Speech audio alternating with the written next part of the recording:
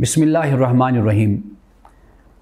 निकाह में सुन्नत सिर्फ वलीमा है और वलीमा लड़के की ज़िम्मेदारी है। हमारे यहाँ बच्चों की शादी की ताख़ीर की बहुत सी वजूहात हैं। एक वजह तो तालीम और कैरियर है। वालिदैन इस इंतज़ार में रहते हैं कि बच्चों की तालीम मुकम्मल हो और वो किसी मंजिल तक और मुलाजमत तक पहुँचें तो उसके बाद फिर उनकी शादी करें।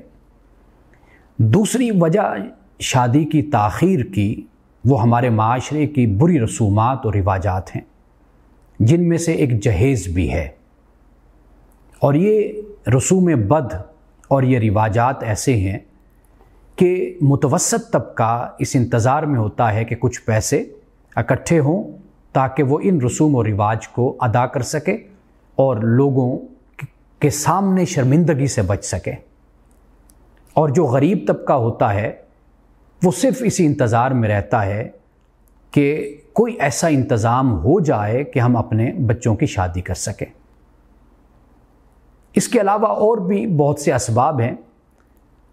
जब हम कुरान मजीद पढ़ते हैं तो इन मसाइल में कुरान मजीद का तर्ज़ ख़िताब और उसलूब ये है कि कुरान पूरे माशरे से ख़िताब करता है, इसलिए कि ऐसे आमाल के जिनके नताइज और कॉन्सिक्वेंसेस पूरे माशरे पर मुरतब होते हैं तो कुरान मजीद उसमें पूरे माशरे से ख़िताब करता है। इसलिए कुरान मजीद में अल्लाह सुब्हानहू व तआला ने पूरे माशरे से कहा कि जिन लोगों का निकाह नहीं हुआ तुम उनके निकाह का इंतज़ाम करो। क्यों? इसलिए कि अगर निकाह नहीं होता तो उससे माशरे में बुराई के फैलने के मौक़े ज़्यादा होते हैं। तो कुरान मजीद इसलिए पूरे माशरे से बात करता है। अब इस मसले का हल क्या है? इस मसले का एक हल तो ये है कि ये जो रसूम बद और रिवाजात हैं इनकी हौसला शिकनी की जानी चाहिए, और ख़ास तौर पर इनकी हौसला शिकनी वो तबका कर सकता है जिनके पास वसाइल हैं, जिनके पास माल और दौलत है। यानी अगर वो अपने बच्चों और बच्चियों की शादी और निकाह सादगी से करें तो माशरे में एहसास कमतरी का जो एक लेवल और एक सतह है वो कम हो सकता है। और इसके अलावा माशरे के वो लोग कि जिनके पास वसाइल नहीं होते वो इस घुटन से और इस मुश्किल से बाहर आ सकते हैं।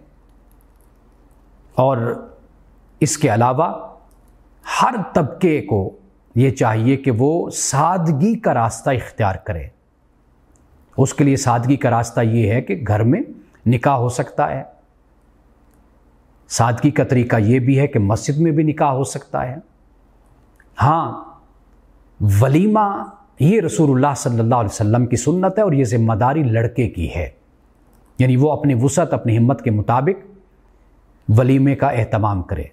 लेकिन वलीमे के अलावा कुछ भी ना सुन्नत है और ना लाजिम ना ज़रूरी है।